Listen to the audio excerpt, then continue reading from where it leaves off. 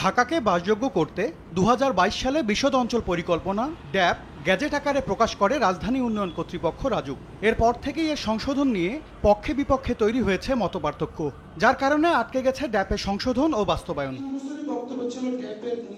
এমন বাস্তবতায় টেকসই নগরায়ন প্রসঙ্গ শীর্ষক নাগরিক সংলাপের আয়োজন করে centre for governance studies CGS, যেখানে উঠে আসে ভবন নির্মাণে ফ্লোর এরিয়া রেশিও বা ফারের মান কম বেশিতে কিভাবে জটিলতার মুখে পড়ছে আবাসন খাত, হুমকির মুখে পরিবেশ। ওয়েল অফ যারা আছেন তারা থাকতে পছন্দ করেন, সেসব জায়গায় আমরা দেখলাম যে ফ্লোর এরিয়া রেশিওটা বাড়িয়ে দিয়েছে, কিন্তু ঘনবসতিপূর্ণ এলাকায় যেগুলো আছে সেখানে ফ্লোর এরিয়া রেশিওটা কমিয়ে দেওয়া হচ্ছে। ইয়াং কিডস এর অবিসিটি হচ্ছে, তো অবিসিটি হবে না কি হবে যদি শুধু ফ্ল্যাটের মধ্যে থাকে, খেলাধুলা না করে?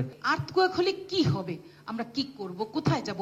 এটা কি আমাদের ড্যাপে, রাজুকে, আমার নগরায়নে এই বিষয়টা নিয়ে কি এখন ভাবার সময় এসেছে কি? আবাসন খাতের ব্যবসায়ীরা জানান, এলাকা ভেদে ফারের মান আলাদা হওয়ায় ভবন নির্মাণে আগ্রহী হচ্ছেন না জমির মালিকরা। ফ্ল্যাটের সংখ্যা কমায় তৈরি হচ্ছে সংকট। 3 কাঠা বা 3.5 কাঠা জমির মালিক আজ থেকে কিছুদিন পূর্বে আমরা G+8 পেতাম, অর্থাৎ ল্যান্ড ওনার পেতেন 4টি ফ্ল্যাট, ডেভেলপার হিসেবে আমি পেতাম 4টি ফ্ল্যাট।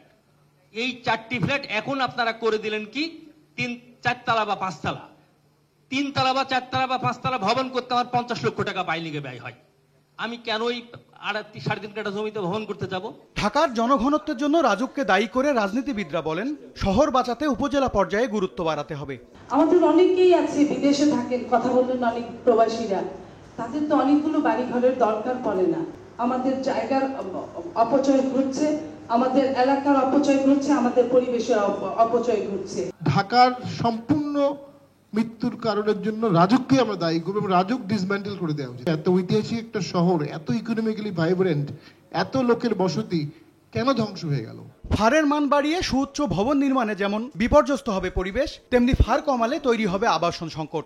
এমন বাস্তবতায় সব পক্ষের সমন্বিত উদ্যোগ গ্রহণের তাগিদ উঠে আসে আলোচনায়। আইন মানে নাই ওই এম এস আরিফিন, সময় সংবাদ, ঢাকা।